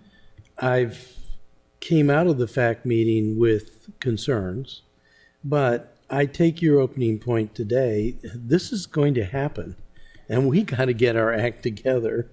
And so we can quibble about, I don't think it's quibble, I think there are important details, but we got to get our act together. So when you made your opening statements before the fact, you started by, first of all, you talked about the staggered terms, which isn't in the legislation. It doesn't mention staggered terms that I could see. It does. Okay. In the But structure. The more salient thing is you talked about our projects, Hillman Garage, City Dock, Right. Eastport, and other low-lying besides downtown in the city, which of course is very important to me. Now, for me, I think we're coming with some dollars from the AREP or whatever it's called, the whole thing, and we were able to attract a very big investor to the city for the city dock and those kinds of things. So while I take your point that doing it with the county could attract more investors, it's not like we're chumps. We can do it too.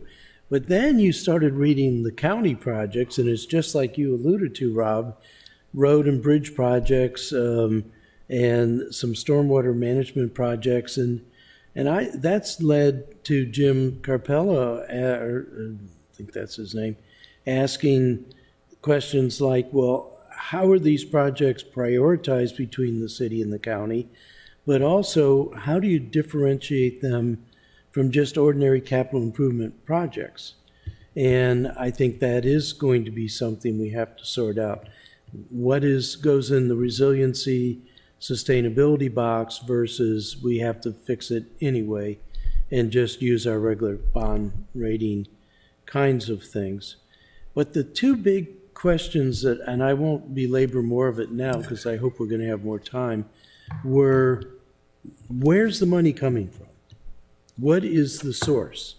And I know when we were talking about this, and this was John Hammond, we were thinking about devoting the money from the hotel tax to this, and now we're gobbling up for arts and public places, for crying out loud, and now a housing fund. But I mean, I think the source of funds is a very, very important question. And if it's just issuing more bonds, and the only thing we're doing is keeping it out of our debt affordability measures, I actually am opposed to that. I think we should be measuring all of our debt. Right now, we measure our general fund debt. We don't measure the other debt. Well, we do actually, but in a separate way. So the big question is where are the funds coming from? And if we're bringing our own, why do we need the county? And one of the questions you asked for answered just today is one of the points made by Fred Sussman is this thing starts $500,000 in the hole if you get an executive director and a CFO and you attract quality people. They're $250,000 each. And so if we're doing our own, we got to come up with that. If we do it jointly with the county, we have to come up with our share, whatever that would be. Now, I'll be more than happy to split that 9-3, but I'm not so happy about having them have the majority of the say in it unless they're bringing the majority of the money. Well, And I think that's a big point, because I think you're right. If it's Stuart Pittman, we're golden. If it's Steve Shue, we're screwed. I mean, that changes and changes precipitously election to election, and this is a 50-year or more investment. So, that kind of up and down, I think, is well, it is a problem. quick comment on the funding. I think I'd really like to see the city administration and the council push for getting a percentage of the sales tax to go, and maybe that would be best suited if we created our own authority to have a percent of the sales tax to go, like Ocean City does. Love to go, that idea. because honestly, the hotel tax, I think, hotel fees, whatever they're called, I think a portion of those, that makes sense. I think to have that go towards arts and I think what did they pull affordable housing out of that too? Yeah, it has to go to a fund. That makes more sense, but I think the sales tax, we really need to have a portion of that come towards this. To help Well, if fund Sarah would do that, then we're golden. And I proposed to Hogan a while ago, Malley raised the sales tax to 6%, and I said a good Republican thing to do would be to lower it to 5.5%. So now you've lowered it, but take the 0.5% and split it to going to the municipalities, and I forget what the other one was that I was talking about. But even if we only got 0.25% in the sales tax generated by the city, you're talking big bucks. Well, what do they use it for in Ocean City? What was the rationale? That's a good question. Anybody How can know? Ocean City get it and Annapolis can't? Yeah, well, and I'm sure it's for. We need it for survival. I don't think Ocean City needs it for Well, survival I think, necessarily. and particularly since Hogan is so partial to the Eastern Shore, Yeah. I'm sure they could get things. But that would be a big question. Where's this money coming from? And the other, of course, question is, if it's issuing bonds, ultimately it's going to be on the good faith and credit of the city, and no different than issuing any other capital bond. So unless it's AREP money or one of those kinds of things, some separate thing, I think that's really going to be the stumbling block. And how do you distinguish those bonds from any other capital investment bond? So there was a lot of other stuff that, I mean, I didn't know this was going to be 501c3. In talking to Office of Law, it's not even clear that it will be a 501c3, but it'll be a 501 something. And there are requirements for the articles of incorporation that aren't in the current draft articles of incorporation for setting those things up. So there's a lot of things that on the legislation are not sufficient, and there are a lot of other things that came up, but we'll let the FAC write up their own findings, and and then see how we respond to it. But I did take a lot of notes, and I came out of the meeting thinking, we have more work to do. This is not a slam dunk. We should not be rushing this to approval by the council until we get some of these other kinds of things that. Interesting. The recommendation from the University of Maryland, I think, was to set up some kind of task force to iron out the details. An interesting thing is University of North Carolina is going to be studying this. I mean, we are in the vanguard, and I always like being there. We do have Charles County, and now what's the other county? Queen Anne's. Queen Anne's, right.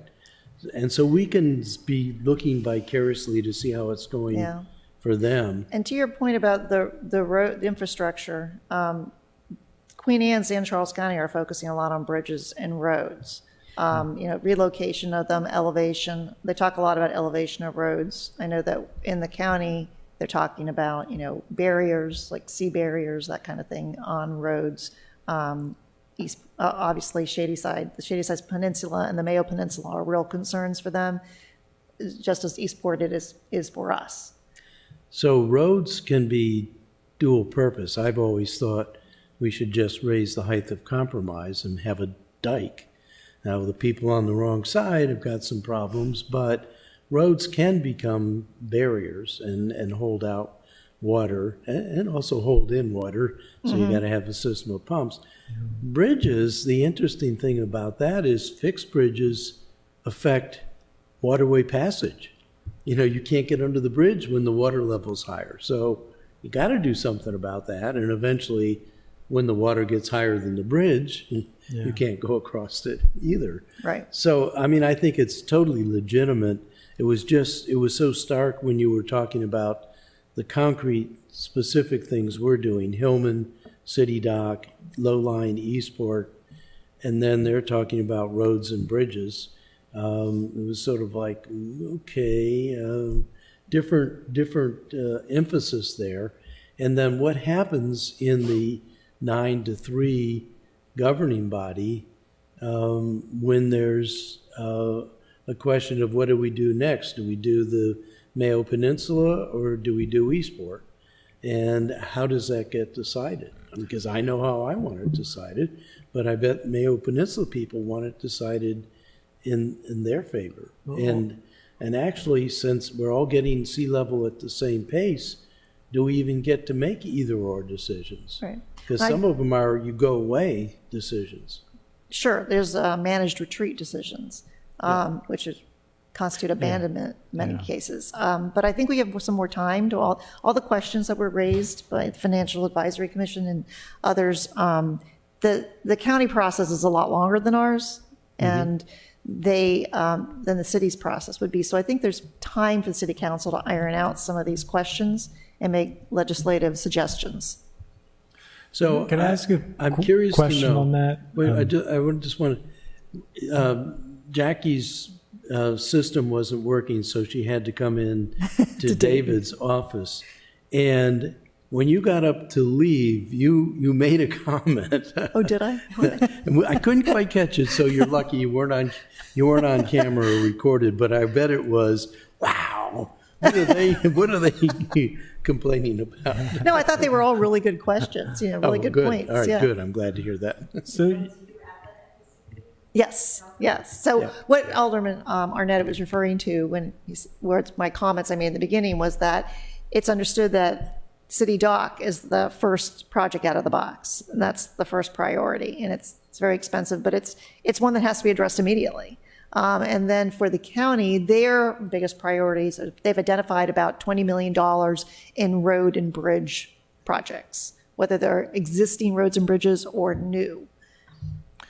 so The infrastructure bill coming from President Biden, would that be a source of funding? It could be in some Could be. instances. But that, I don't know if you would need the resiliency authority to get that money.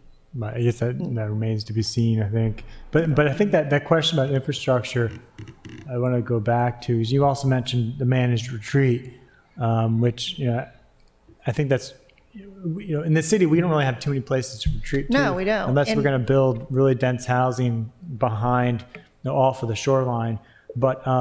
But also in the That's- city, Alderman Savage, we have to consider the fact that, we have historical buildings Yeah. that are most vulnerable, the most vulnerable place in the city. And do Yeah. we really want to move them? Can we move Right. all of the even all of the most, what we would consider the most important? There's a lot of very important Yeah. buildings in Annapolis that are very vulnerable. Do we elevate them, as has been suggested? Do we move them, or do we abandon them? And that, just moving them alone, that would be huge for us to do. Yeah, and I think that also makes us very unique from the county, because I Right. don't think they're going to have that. But I think the managed retreat is something the county is going to have to face more Yes. so than us, in the sense that, like, for South County, Deal, those areas which are already at elevation 3 are going to be flooded. Right. And I had- granted, in the past, they probably used to be forested wetland Sure. before they were ditched for tobacco. But, Right. but in that sense, they're going to be probably, rather than paying billions of dollars to build infrastructure to protect just relatively handful of homes, they're probably going to just buy out or have some federal program where they buy out the homeowners. Right. Here, I don't know. So that was my kind of question: is this meant purely for infrastructure, or is that kind of buyout something that is going to be fundable? So through this? it may be that we would need to provide revenue to buy out some of the property owners. So, we think about Eastport. What are we going to do there? I mean, that's it. You just mentioned it's a not just a handful, but it's a collection of homes down there in Shadyside. Maybe there's 50 or so that are most vulnerable. But in Eastport, it's a lot more than that, and it's a denser area. So can we do that, or can we put up a seawall that will protect them for X number of years? And it being private property, there are all different kinds of variables that are coming into play there. So I discussed this with the environmental director in the county too, as we may be looking at Shadyside and Eastport at the same time, because he brought up Shadyside, and I said, but Eastport, we have a huge problem in Eastport, so we might need to address these, concurrently. Yeah. Well, and I think I'm happy to continue conversation for a little bit. It's 5:00. Talk to my colleagues. I don't have a hard end time, but we also can continue some of this at the next meeting. But I think maybe you want to get through a few more of your comments, Alderman Arnett? I know you have. Sure. There was a question right at the beginning about, are we commingling funds? Like, we're bringing AREP and other kinds of things to the table. Did they stay on Annapolis projects? And of course, the flow we would really like to see is the county brings funds and they pour over to our projects, because they have a lot more money than we do. Mm-hmm. And so that is one of the interesting aspects of partnering with the county, is they're the 800-pound gorilla, but they also have to be interested. And I think they would be, particularly the point that Jackie just made about our historic buildings. Those are historic buildings for Anne Arundel County and for the state of Maryland also, and part of our culture. So I think while we love them and want to protect them, I think there's a lot of other people that want to do the same thing. It's part of Annapolis, part of Maryland's identity, part of the nation's identity, some of the historic things that happened here. But that commingling of funds was another question that I didn't see sorted out in the legislation in any particular way. There were questions about the actual mechanism of bond issuances. Are they going to be issued by the authority for authority purposes, or are they going to be issued by the city for city purposes and the county for county purposes? And again, that's that whole commingling kind of thing. I'm trying to read my notes here. There were questions about the physical mechanism for the running of the body, because it looks like the county executive really does most of the appointing and selecting, and the mayor sort of has say-so on the 3 people that we get on the 12 commission body, but, and then there was another specific question, which I'm sure can be in the legislation, about how the chair gets appointed. Then there were all those questions about the articles of incorporation.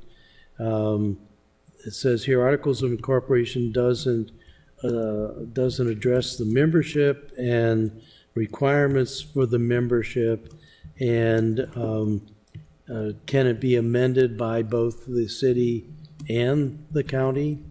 And again, these are things that I think we'll get when we get the fact report. That's when they got into starting to talk about the requirements of the 501c3 and the things that have to be in the articles of incorporation, which aren't in there now, that are specific to whatever the corporate form we have. And then there was a question on incorporating. Who is actually incorporating? The city, the county, both, or neither? Because if it's an independent organization, is it getting its own articles of incorporation? And then how do we have control? If it's an independently incorporated body, like we had with the Annapolis Economic Development Corporation years ago, before your time, any of your times, but it was an incorporated body, and then it got to a question of when it was dissolved, who was dissolving it, and it got a little messy. So, and those were things, I mean, I thought, I'm not saying these are fatal flaws or anything, but I thought we got a lot of valuable free legal help from Fred Sussman and from a couple of the other people on the board. Bob Burden is skeptical of the authority, and there's, I don't know what we're going to do about that, but he is really worried about the funding source, where it's going to come from, and those kinds of things. And then they did talk about this thing, a big expense right off the ground is the executive director and the chief financial officer, both of whom we would want to be paying the kind of salaries that this level of responsibility would desire. And the numbers they threw out were $250,000 each. Well, that's $500,000 before we start doing anything. Now, I don't know the veracity of that, but that was some of the things that they brought out. Let's see. Bob Burden proposed an alternate structure, which is 4 members selected by the county, 4 members selected by the city, and then 4 members self-selected by the board. Because one of the questions is, the big question is, to be the referee. what are the qualifications for being on this board? You know, it shouldn't just be like people that are interested in working on it. It should be people that really know their stuff and can bring some value added. So getting a more definitive list of what are the qualifications who are on the board, no matter what the composition, I think is something that we really need to talk about. Let's see, Ed Meehan shares all the concerns that were brought up, but let's see, concepts are real, but the structure is not ready for prime time. That was his opinion. I think Ed is an attorney also. And then they did talk about the University of North Carolina looking at this. City has a big stake in this, and a much larger portion of its turf is at risk, was a Bob Burden comment. And then they went back to talking about the credentialing of the board members, and we need to be much more specific about the kinds of people that we're looking at. And actually, the last page I have here is on the Blue Angels flyover. So that wasn't from the fact. And we'll see. Fred Sussman sent me his comments, but they were kind of cryptic, so I couldn't make much sense out of them. Hopefully when they write up their findings, it'll be a more polished thing. So again, I am still enthusiastic about this. I don't think we have any choice. but I do think we have some more homework that we need to do before we're ready to pull the trigger. Yeah, I think we need to have a work session actually of the whole council. Because the first question we need to answer is if we want to do this on our own or not. If we don't, then we just have to focus on addressing some of the facts, concerns, and amending this existing legislation to address some of our concerns. But I don't think this committee alone is going to be able to make the decision on the first question. And then also in terms of the accountability, which I think is interspersed in some of your comments, is something we'll have to talk about as a whole council. Yeah. So we'll have to. I think we should talk to the city manager about getting that on the agenda. So, Won't be until July, Is there unless you have a special work session. Is there any rush on this? Like, was this authority going to help fund any of the city garage work? Or is Not that separate? not the garage, but City Dock. Just City Dock, Yeah, what okay. we would do at City Dock. I think the garage is funded elsewhere. I think it's just through the parking fund, right? Yeah. The fees. I had the sense that the county was chomping at the bit to get going. They are. So I think we have excited to about keep getting up. going. Their process is a little bit longer than ours. Their legislative process. Right. Well, I think we do Okay. need to kind of get this prioritized on a work session because we don't want to leave the county hanging. Right. Their legislation currently is a joint effort. So if we want to Yeah. essentially pull out So- of that, we need to decide soon. The thinking here was if we passed ours and they had not got to the end of their process yet, Yeah. that our legislation would have a stipulation in it that said it doesn't go into effect unless the county passes the same similar limit legislation. Yeah. Okay. Well, I So guess you- we could maybe just this committee want to recommend to the city manager to. Oh, Get yeah. something Did scheduled we as have soon a as we can. work session? Yes. And I know from talking with our Office of Law, Mr. Lyles said that he thought it was good to go, but questions I was asking Mr. Braithwaite on like the Articles of Incorporation, he said, well, we're going to have to look into that. So I think there's some unevenness even in the Office of Law about this. So, yeah, I think we should have a work session. I think we should have law there. I actually think it would be a good idea to have a joint session with the county council. We may need I think to. we ought to do that more often, but I think since we're in this swim together, we ought to be talking to each other. So with this legislation is more than, the intention is for it to be more than just enabling legislation. So all of these concerns should be addressed in this. Well, the enabling legislation was passed by the state. Okay. This is now creating the authorities. Okay. We're in the creation phase. The next, after we have create the authority, Yeah. both local and jurisdictions together, then next we'll have to fund it. Right. And then the next stage after we fund it, of course, once you fund it, you can hire the executive director and we can start this process of making Figure out who writes the recommendations. check. Yeah, then you have a report Yeah. that is issued after the first year that recommends the first set of projects. I'm just cautious because I don't know the urgency, for lack of a better word, of this. Are you able to help with that? I mean, I don't want to Well, the delay urgency this. is that we're against a ticking time bomb here, which is climate change impacts. So that's the urgency. Yeah, And of course, we know there's things we want to do at City Dock that we need the funding yeah. for. I mean, I definitely support more review of it. I just don't want to delay it so that we jeopardize something that I don't know. That's all. Well, is anybody interested in making a motion Yeah, I'll that move we that ask we- for a work session in June, maybe? Yeah, as expeditiously as possible that we have a council work session. I would like to invite the Financial Advisory Commission Yeah, absolutely. to come to that. Oh, And- absolutely. Yeah, they have the most comments. Where is Well, it now? and Where they is it pointed now? out to me the irony, the committee assignments here. Legislation. The resiliency- Finance Committee, this is a The Resiliency financial Authority thing. legislation. Finance Committee didn't get an assignment.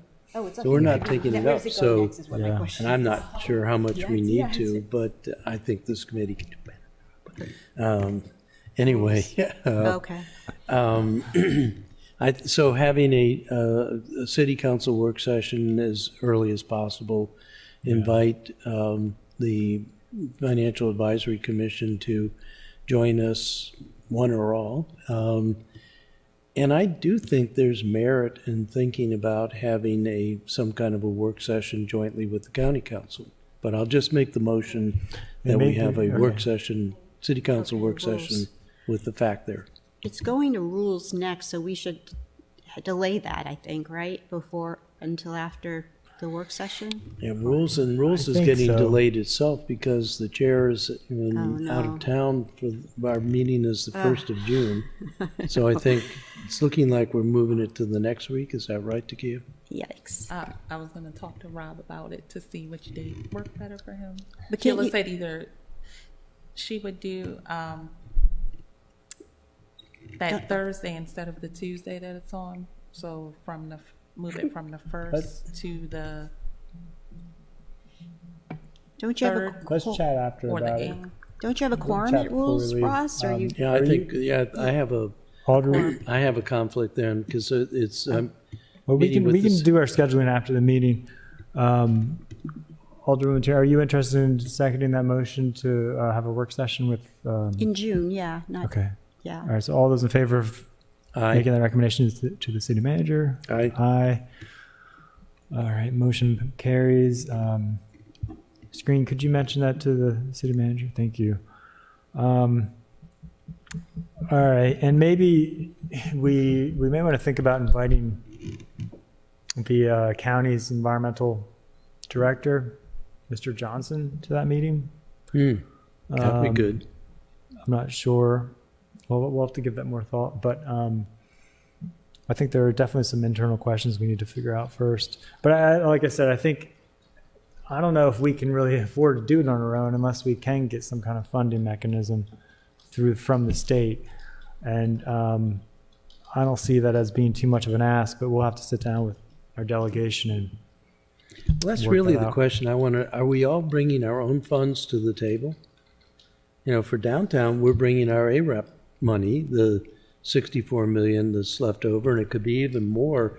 If we throw the other garages into that plan, that money could go up to quite a bit more additional money. No, they need to, I think, give us flexibility. If they're not quite prepared to give us the money yet, the state, they need to give us another revenue source, another revenue stream, because we can't be taking on. I mean, granted, I know the idea is the Resilience Authority is going to take on most of those expenses. However, we have to pay, I guess now, which I didn't realize before, we have to pay for the director and then the CFO. chief finance officer, and then possibly a stipend to the members. Which, I mean, granted, that's not a huge amount of money. That'd probably be 200,000, 300 at the most, but still, it's a lot for us. More than that. And eventually establish an office. Well, in the beginning, what the county is thinking is providing office space in the Arundel building. Right. I don't know if that will suffice as the staff grow, so we could think about office space for the Resilience Authority as well. Okay. Well, I guess we will take no action on this today. But it is exciting. It is. It is. Talking It's about the comp absolutely plan. needed. It's just, Talking about the comp plan was okay, but talking about this, Pascal, do you have any other report from your? Given the hour, just a couple of new things that have popped up. The no discharge zone received a final determination by the EPA, and just a few tweaks for DNR to make on it before it is final. So that will apply to all type 1 and type 2 treat and release types of marine sanitation devices on vessels. But it won't go into effect immediately because DNR has to draft its state regulations, and that will take a few months.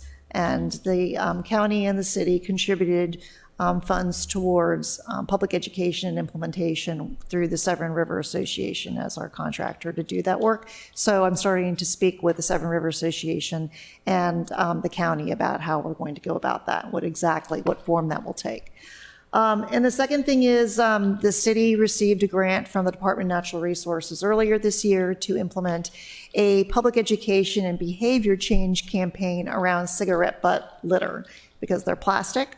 The cigarette butts are plastic. And so our contractor on this project is Annapolis Green, who we worked with last year the year before on Plastic Free Annapolis. And so in June, you'll probably see more of the sidewalk receptacles outside of bars and restaurants, and they will have the campaign slogan on them that says "No butts in the bay." And the literature will be given to the restaurant owners, and they'll have volunteers on the street educating people, handing out literature and portable ashtrays, kind of little fold-up little plastic ashtrays people can carry with them. And so the whole idea is to get people not to throw their plastic on the ground. It is the most prevalent form of debris on shorelines and along waterways. DNR did a study 2 summers ago assessing how much plastic was found, and cigarette butts were the most prevalent form. Soon to be superseded by face masks everywhere on the ground. Right, I do see those a Terrible. lot too. Right. Well, thank you. Any questions for Ms. Kyle? Well, no, I just wanted to point, I should have had you check my Y valve when we're on my boat. My Y valve is into the holding tank.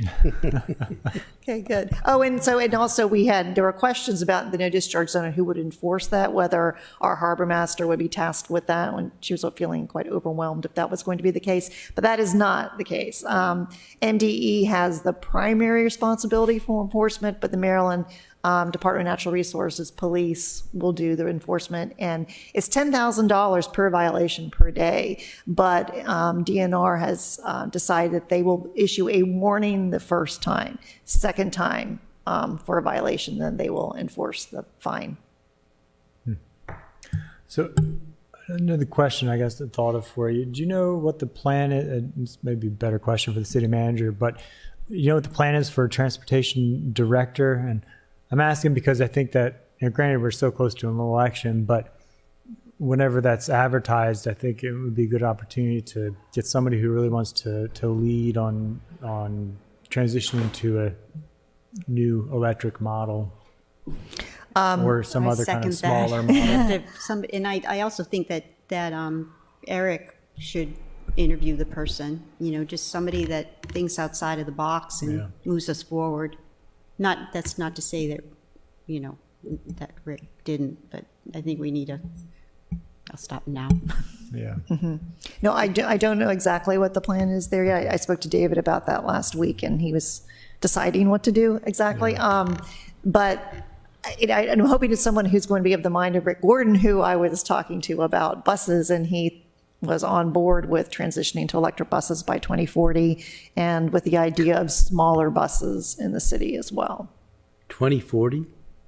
That's all electric by 2040. Yeah. We want somebody that wants to be regional and electric now. Yeah. Well, I think we need to look at regional, since the county executive brought that up again in a recent press release, but also just changing our model. Do we really need big buses on all of her routes? I know we don't, except maybe during Right. certain rush hours. But so I think there are a number of different angles to look at really redoing our transit Yeah. system. And Kwaku was, he was the person who was really tasked with acquiring buses for the city, and I was already speaking to him about that. So he's up to speed.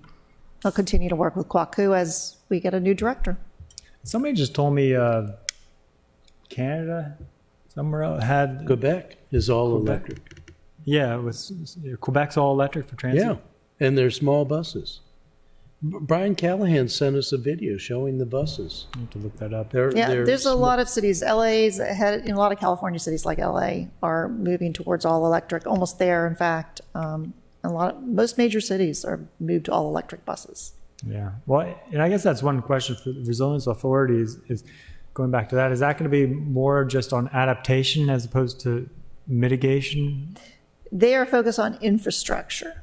Okay. So it mostly wouldn't be adaptation electric then. buses, right? Whereas Charles County they're focused on, and Queen Anne's County, they're coastal resiliency. So they're looking at shoreline protection as well as roads and bridges. But Charles County is looking at a lot of energy efficiency projects as well. Greenhouse gas emission reduction projects. Yeah. Okay. Anything else from the committee? Good work, committee. This was a good day. A good discussion. Thank you, Ms. Goff, for welcome. staying with us for 2.5 hours almost.